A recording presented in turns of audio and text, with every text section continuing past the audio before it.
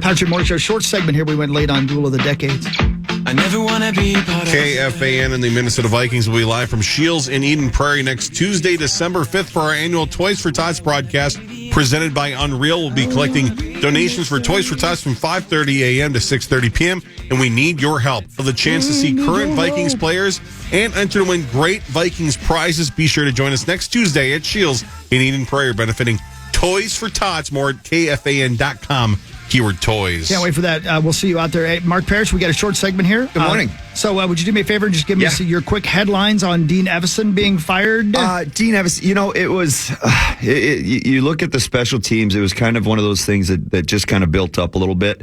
It came, the end came quick just with that 7-game skid, but the big difference wasn't, especially when you could see the game from last night, but the team the game before last, when we were covering that third period especially, but that second and third period, you could see the guys, the body language, they were done.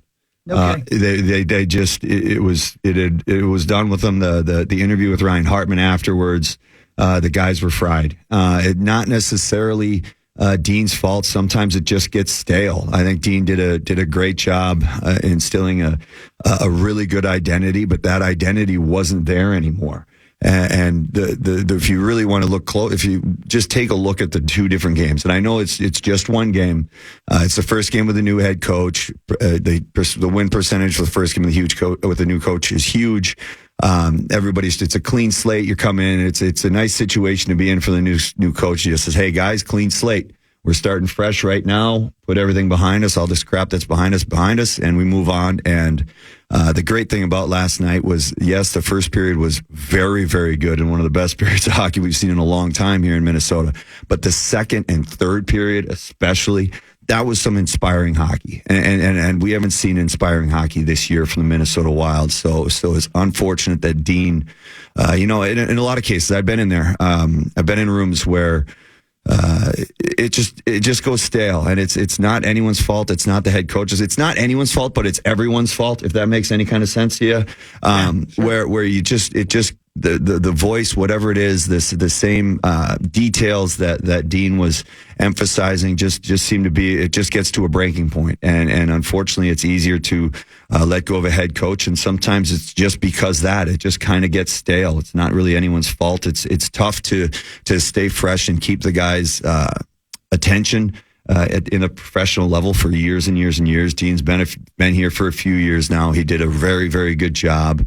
I think a lot of it had to do with the special teams too, talking about last year's playoffs and the penalty kill this year, the penalty kill struggles, the things that were Dean Everson hockey, Minnesota Wild identity hockey were missing big time. And those are the things that showed up last night, which were great. That was the penalty kill. That was the work ethic, the identity, the guys forechecking. You could see the passion was back in there. And that's John Hines does a really good job. He's an inspiring guy. He's a demanding coach. Very much similar to Dean. He's very demanding.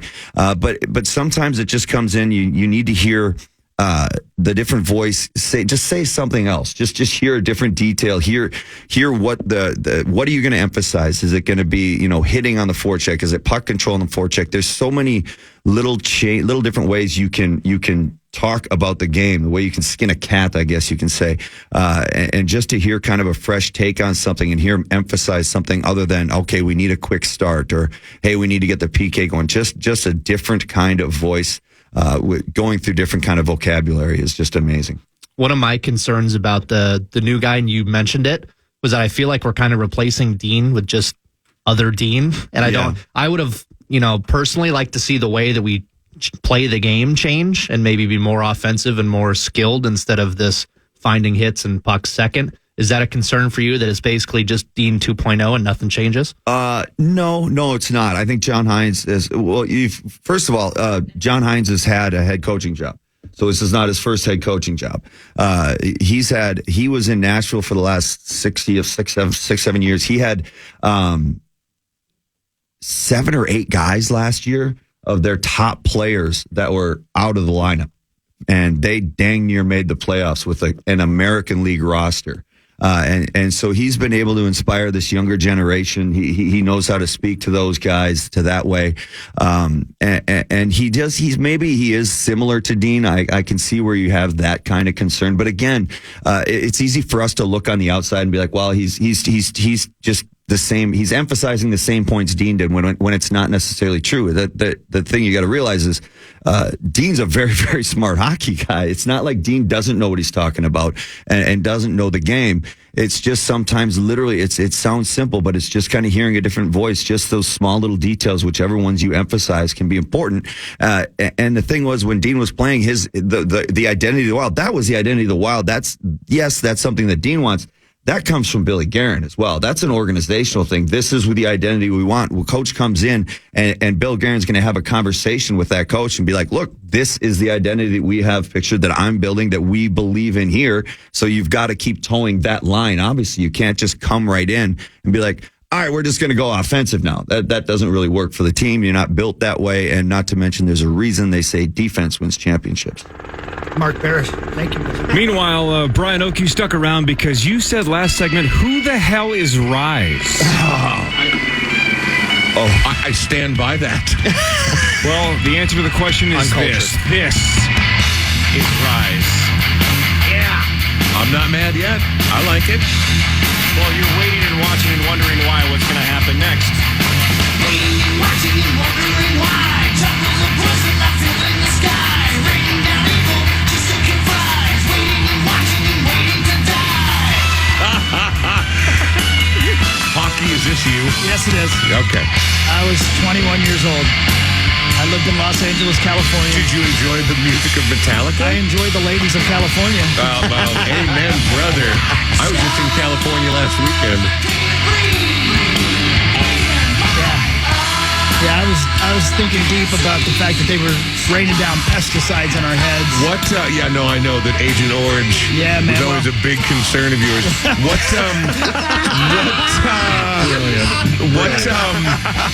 What year is this happening in right here? 92. Yeah. And you were just sitting there waiting and wondering. And I believe Gary wrote the chorus to this, so yes, we were waiting and watching and wondering why they were circling us with... Not Gary Newman. Give him another sample. Do you like chimes? Oh, you want to hear chimes? Yeah, do you like chimes? Well, I like wind She chimes. sleeps alone tonight in a brand new bed, hoping your dreams come true. I feel like you didn't hear the chimes. He sleeps alone tonight. She sleeps alone tonight in a brand new bed. The drummer's like, I spent $175 on these chimes. We're using them on at least one song. I wonder if Charge is anti-chimes as well. Wishing he were with you. And her dreams are filled with your face. You still have the mullet back at this point? Oh, you damn right. I had a really cool t-shirt that said pure F and rock. Yeah, it was a K-NAC shirt, man. K-N-A-C. And her dreams are filled with your face, yeah. See, it's totally competent. It's just, Never felt so weak. it's very much of its time. Yeah, it was actually a little 2 years past its time. Well, I'm glad that you said it. Yeah, I know, man. I got the Sunset Strip trying to sing for Motley Crue, and Rage Against the Machine was down the street rehearsing in their studio. Ouch. Yeah, I know. Tool, right? Yeah, they were there too, but I didn't know anything about The world is moving on, but not Chris Hockey. No, I wasn't ready to move on. No, man, it's 1985. Let's do this thing. Yeah. Cut off jean shorts. I was hanging out the rainbow with Lemmy Kilmister. Oh. Feel you. All right, Sauce, would you like to do sports when we come back? Of course. Oh, you're the best, dude. Thanks. Love you, Brian. Thank you, gentlemen.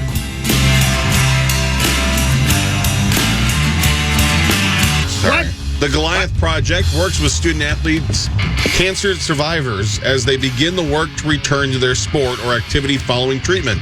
They provide services such as personal training, gym-related equipment, nutrition, and sports psychology services, and they are looking for individuals or businesses to donate toward their athletes' recovery. To learn more and donate today, check out KFAN.com keyword community. That's KFAN.com keyword community. You ready to rock, Mark? Always.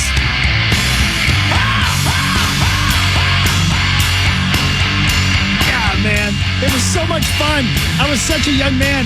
I thought I was going to be a rock star. We were playing just great shows in Hollywood. I was 100% sure I was going to make it. 100% sure. I didn't. But that's okay. It worked out better. Yeah. What a dumbass I was. This song wails, dude. It was so good, man. It was 1992. I was free and young. Babes thought I might be a rock star, just maybe. And that's all they needed to know. Yep. 22 years old. Where were you? I'm sorry. Go Where ahead. were you at Parish at 22? Where were you? Who were you playing Florida. for? Yeah. I was playing for Florida, yeah. And were you Just still finished- single at 22? Yes, I was. Wasn't such a bad life, I bet, was it? No, it wasn't the worst thing ever being in Miami. It was especially my gosh. being a pasty, blonde-haired, blue-eyed Swede Yeah. in Miami. Yeah. I was very different from what they were seeing down there. Well, dude, that sounds great and everything, but at 22, I was an unpaid intern getting soda for Chris Hovan You sure Yeah. were. And buying it for him, by the way. and paying for it. Which is so weird. 5 on the Power Trip, presented by All Around Property Thank you all Preservation. around. So we all were winning. Yep. Sauce, the What floor about you, is Saucy? yours. When you were 22, what were you doing? I don't Crack? even know. No, probably smoking a lot of dope. Yeah. Overweight and ugly. Oh. That No, don't that's the name sound of my accurate. album. The Wolves beat the Thunder 106-103. They are 13-4. The Wolves won the game without Anthony Edwards, who took a hard fall trying to slam dunk the ball in the third. He missed the rest of the game with what I guess is a hip bruise. Despite the best record in the West, the Wolves didn't make the tournament. The Wolves battle the Jazz tomorrow at Target Center at 7 o'clock. Well, don't lose to the Kings. Yeah, don't do that. Then you would have made the tournament. They did not make the knockout round of the in-season tournament. Only 8 teams do. The Wolves finished the in-season tournament, 3-1? Yep. But that's not good enough to win their group, and they're not moving on. Here's the biggest question, Corey. Why haven't the Jazz ever changed their name? Don't know. Yeah, I mean, There's you no would think Jazz that in would be- Utah. there's That would be nothing in Utah. There's no lakes in Los Angeles, are there? What a great way to raise some money and the social media. All new uniforms. What would you All the call money them? to buy? I don't know. What do they do? Margot. The sister wives? Yeah, Corey loves that show. That Cody guy's such a douche. Sucks. He sucks. And And he's a 0. he's a 0, yeah. Yeah. And he acts like he's God because he got 5 crazy people to agree to sleep with him for the rest of their lives. Although one of them left. All 5 of them. Woodhawk. I'm not sure. Really? I think the majority of them he would. Now I feel like I have to watch the show. I Give me mean, a full report. That comment, Hold on. Sister wives. yeah. If they're breathing, they've got a shot. Everybody be cool back then. Yeah. Freaky Sister Cody. wives Cody. Look at the People magazine picture. Oh, I've Hawk. seen that guy's face before. That guy's a 0. Is he? Yeah. But I must be a -2. He's got the mullet from Chris Oake in 92 going. Cody. That's looks like a if I had hair murderer. Like that I would have been cool. mugshot. I mean, probably. Looks like one. Here, Hawk, this picture's perfect. Can you imagine over. having 4 Oh, here or we go. 5 I'm looking at him. I got it. wives? Yeah, him here. that picture, yeah. What a nightmare. Left to right. Yes. Absolutely. He's a dude. Of course. And why the hell not? Okay. Yeah. So it was close. Yeah. They're committed. Hell not. Does he? Think about it. I have been somebody's why the hell not? Think about it. When you're Gotta somebody's take it, though. why the hell not, you're like, oh, all right. I wonder if she knows that even Cody thinks that. Oh, Right? Not just Chris. That Cody's like, do I need a 4th or 5th? Shh, why the hell not? right. At this point. I do. Right. Speaking of, Build a house down the street and I'll see you once a week. Yeah. Yeah. he sleeps Once a with month. all of them. I think so. Once I think a that's month. kind of the idea. And he's got, I don't know how many kids he has, but he has 2 or 3 or 4 kids with each one of them. Zacho, Cody, would you? Sure. All right. I believe that was his why the Why the hell not? Yeah. Cody. The Wild. Hey, Zach and Cody, right? The Sweet Life with Zach and Cody. Oh, that's hot. Great show. Well, I think the new reality show is going to be fantastic. Yep, he's looking for a sixth wife. Oh. I will wear a dress. Button bar. Hey, Zach. Terrifying. Hey, Zach. Hey, Zach. Can I just make something clear? Nobody asked you to, brother. Listen to the Hulkster when he gives you advice. The Wild 7-game losing streak. Are you minus 14? You got to wait till somebody asks for that. That was strange. It was like, Zach, you want to get lunch today? I will wear a dress. Okay. Simple yes would have worked. Hey, Zach, what do you think of Victor Hovland? I would wear a dress. All right. Hold on here. Most importantly, the Hero World Challenge starts tomorrow. Tiger Woods makes his return. We will bet on it in about 23 minutes. All right. Who's in? We have 9 of us. 9 of us. Okay. The Wild 7-game losing streak is finally over. They beat the Blues 3-1. Coach John Hines gets his first win. The Wild got goals from Eric Sinek, Freddie Gaudreau, and Matt Boldy, as Zacho pointed out, only his second goal of the season. They battle the Preds tomorrow at 7. And he's missed some time, Parrish, but I think he's still played, 13-ish games out of the 20 or so? Yeah, it's so tough. He's been in more than half. It can be really tough. And this is, we saw Kaprizov kind of struggling, seeing frustration. This is the first time Matt Boldy is really, too. It was good for him to probably kind of get another voice. I could see his frustration, but him especially. I know Billy Guerin touched on it last night at a game. You're just praying that he gets that goal, because as a young guy going through that first struggles for a first time, it can feel like an eternity. You can beat yourself up and get harder and harder on yourself. So, my God, I was holding my breath that entire breakaway. I was just like, please go in, please go in, please go in. Because it's amazing how that one go in. And the great thing about it is it wasn't a fluky goal. It was a legit skilled shot. He wanted that corner, and he picked that corner. So that's amazing what that'll do for this young man's confidence. And yeah, I'm looking forward to seeing this team move forward under John Hines. I mean, we really haven't seen the details that he'll necessarily bring in, whether the system changes. We're going to talk about that. The identity of the team, he's got, as we discussed earlier, a very similar mindset to Dean Evison. But looking to see what his ideas are on the special teams, seeing how the neutral zone changes, see what he really instills into this lineup. I'm looking forward to that now. That's what I love about sports. Everybody is thinking differently. You're thinking on that breakaway, I hope he scores, I hope he scores, I hope he scores. I was watching that breakaway thinking, I would wear a dress. But Zach, will you get the button bar of that? Oh, you have to. Be right back, everybody. Vikings news, I guess. It's a great chorus. KFAN is taking over Las Vegas when the Vikes take on the Raiders. Join the Power Trip live from Buffalo Wild Wings Friday, December 8th, followed by the Miller Lite Friday Football Feast with PA, Church, and Nordo. KFAN live in Las Vegas is brought to you by Mall of America. See you there. More info at KFAN.com. Just make the keyword skull. Yeah. Weezer for you. I love this new one. I didn't know you liked this. Oh, That's yeah, good, man. I like this one. It's a great one. Back to the Blue album. I'm so glad, because I always think I'm the only guy that still likes new Weezer every time it comes out, but I still do, man. I like this one a lot.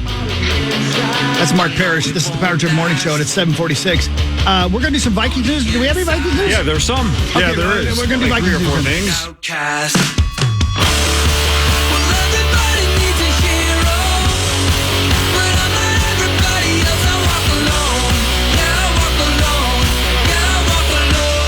I dig it. I don't know. It's time for Vikings news on the Power Trip, presented by Thank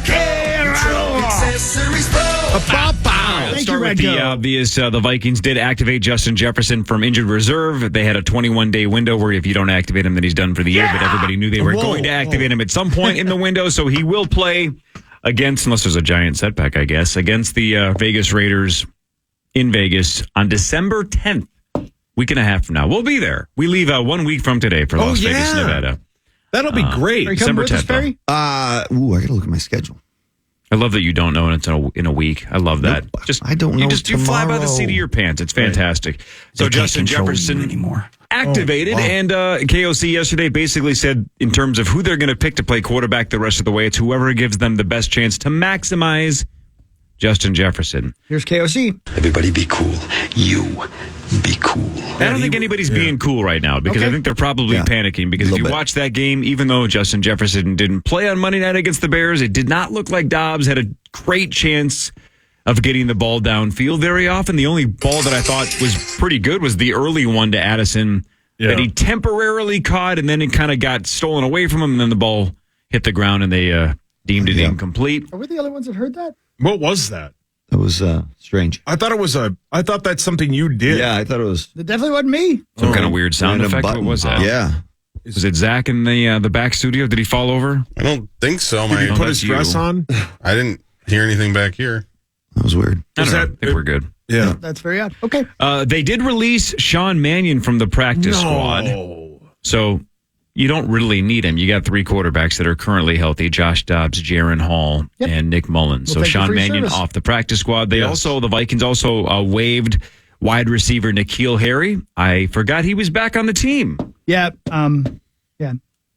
I think he had He one. gone? Did he catch one pass? I think. I don't know. I don't know. I know he was on the field a few times. Yeah. Man, he was a high pick. He sure was, man. The first rounder. Yep, Yeah. he sure was. The Thanksgiving. Oh, Jesus. Thanks. Those tickets. Thanks, gang. The Thanksgiving Day. You're there we welcome. go. The Thanksgiving Day ratings are out, and according to the NFL, biggest Thanksgiving Day ratings Yep. ever. Here's a little perspective that ProFootballTalk.com posted. They averaged 34.1 million a game. The highest being the Dallas game at 41.8. The Detroit game brought in 33.7, and even the night game with Seattle versus the Niners at 26.9. Little perspective, Pear Bear. Yeah. So 3 random Thursday Thanksgiving Day games. The lowest one, 26.9 million, right? Yeah. This year's World Series averaged 9.1 million. The NBA Finals averaged 11.6 million. Crazy. So a Thursday football. Wow. That's really something. All 3 of them just completely destroyed the finals for the NBA and Major League That is Baseball. And of really course, something. the NHL would have been the same thing. Yeah. We don't need to. We can just leave us out of it. Football is king. Everything. I haven't seen the numbers for the Black Friday game, but just man, a random that was- Dolphins. What was it? Jets. Yeah, that was Random awesome. Dolphins Jets at 2:00. I bet you those ratings triple or close to triple anything the NBA, Major League Baseball, or the NHL does. I knew in New York that the NFL was king in majors in the pro sport market when New York went to the Islanders, like we wouldn't play on Sundays. They're just like, no, we do not play on Sundays. We're not messing with the Jets, the Giants. We're not trying to work at which was awesome. I absolutely loved it. That means I got a lot of Sundays off and got to watch football. But yeah, you learn pretty quick in the major sports who's king, and it's the NFL. I'm surprised, and I know it would probably be a scheduling nightmare, that the NHL and the NBA haven't found a way to almost never play on Sundays, because they still do, and they try. Yeah. I assume they try to avoid. Yeah. If the Vikings are playing at 7:00, you probably don't want a Wolves game at 6 or 7. You probably do everything you can to avoid that. But I'm surprised there are almost ever full slates of games on Sundays. Just take the day off and just admit you're going to lose. Let's move on and just pack the schedule into the other 6 days. I think they try, but you go to the NHL offices in New York and the wall of schedule, and you think of the couple people that had to do that. It's a mess. There's no winning. unbelievable. Right. So yeah, they, as much as I'm sure they'd love to, and I guarantee you, you're right. Like in Minnesota, we don't match them up against the Vikings here and there. Do that, but there's going to be times where they're like, well, sorry, you guys are stuck playing.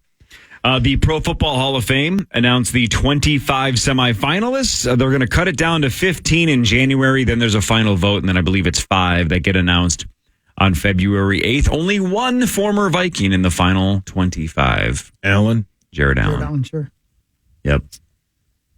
Yeah, So, he don't know. Should be in. He'll make it.